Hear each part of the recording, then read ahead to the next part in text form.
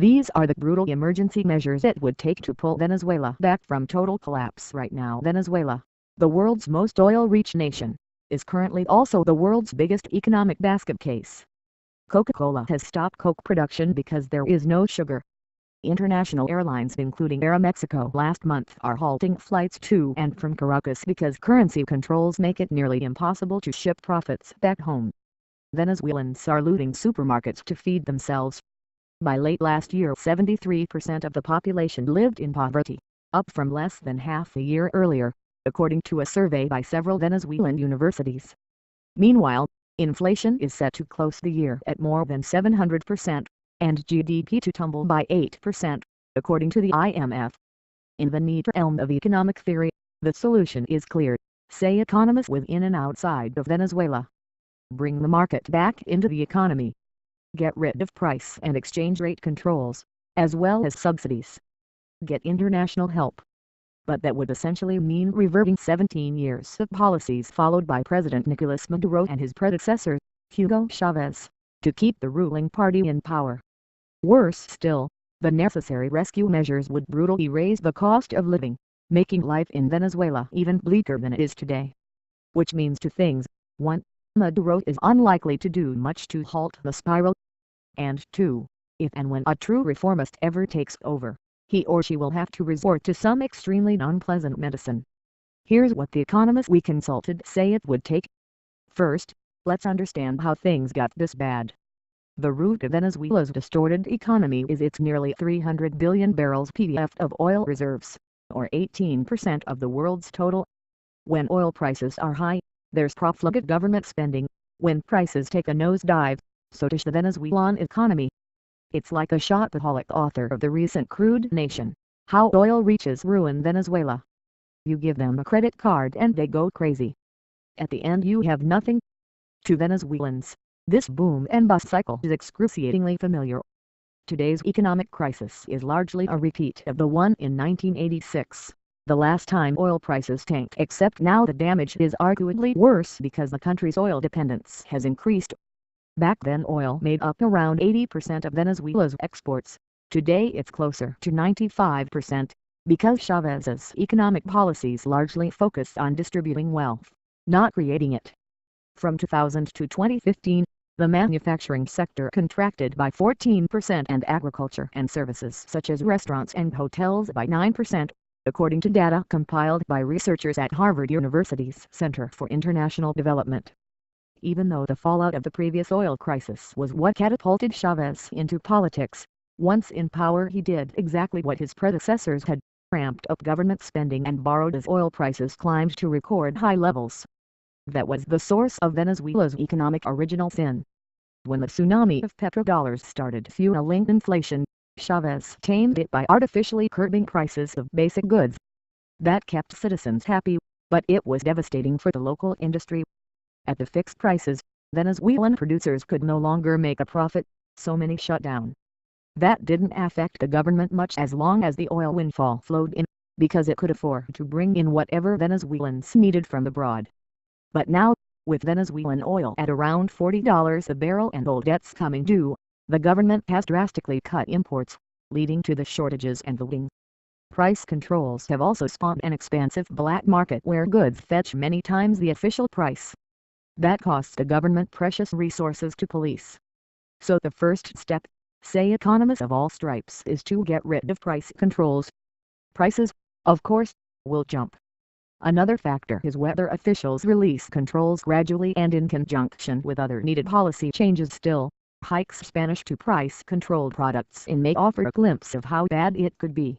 A kilo of the corn flour used to make the staple food, arepas, was marked up 900% to 190 bolivars a kilo, while chicken increased by 1,207% to 850 bolivars a kilo.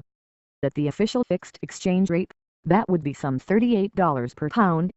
As he did with prices, Chavez fixed the exchange rate to prop up Venezuela's currency, the bolivar. While cheap prices were a political tool to earn the support of the people, access to foreign currency became a way to get support from companies. Supporters got dollars at official exchange rates, an indirect subsidy. Detractors didn't. choking their ability to import raw materials. For multinationals, that has meant they can't easily ship their profits back home. This has made doing business incredibly complicated and risky. Several international companies have either scaled back their operations there, or packed up their bags and left altogether. So like price controls, currency controls have to be removed, economists say. Again, the degree of pain would depend on how the government goes about it. Lifting the controls from one day to the next would make the bolivar plummet, and the prices of imported goods, on which Venezuelans now depend, would shoot up. Therefore, economists advocate for a more gradual release of the exchange rate peg. To do that, Venezuela needs plentiful foreign currency reserves to prop up the bolivar as it slumps. But the country's reserves have been steadily shrinking since the collapse of oil prices in 2014. They now stand at $12 billion, their lowest level since the mid-1990s, data from Venezuela's central bank shows.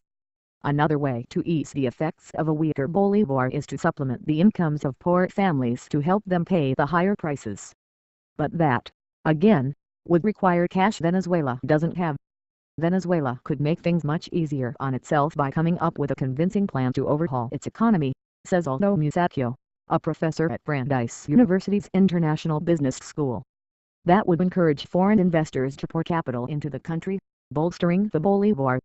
Argentina, which lifted its currency controls last year, has had some luck with that, though Argentines have been hit hard by rising inflation. But given the distorted state of the Venezuelan economy, even in the best case, it could take a couple of years for prices to stabilize. That's 2 years of people not knowing what they'll be able to afford from one day to the next. Abolish subsidies to increase government revenues, experts say. Venezuela must start unwinding the policies that have made it an economic weakling. That means ratcheting back subsidies. Today, the government spends more on subsidizing electricity and gasoline than on healthcare and education, chief economist at Allianz Investment Management. Dismantling subsidies isn't as simple as just redirecting money, though. It also means dismantling the patronage apparatus the subsidies created. They became a way for the government to reward its allies, regardless of how well they managed their businesses, leading to corruption and decay instead of stimulating growth. Chavez also nationalized a slew of firms in a variety of sectors, and didn't run them much better. The productivity of these companies has been destroyed. Removing subsidies and forcing businesses to operate by market rules will no doubt result in painful cutbacks in a country that already has a 17% unemployment rate, according to the IMF. On the plus side, the higher prices brought on by brutal steps number 1 and number 2 should make it easier for companies to turn a profit. Reducing spending should also help shrink Venezuela's gaping budget deficit, estimated at 20% of GDP at the end of last year. Maduro's administration has already started taking baby steps to address the current economic disaster. It's pared down its bewildering foreign exchange system from 3 different rates to only 2, a fixed, artificially strong rate of 10 bolivars to the dollar for the purchase of basic goods, and a floating rate, currently around 630 bolivars to the dollar. He also announced gasoline price hikes for consumers, and is trying to renegotiate debt terms paywall with Venezuela's creditors. But, most observers agree, Venezuelans are going to need aid from abroad to switch economic gear.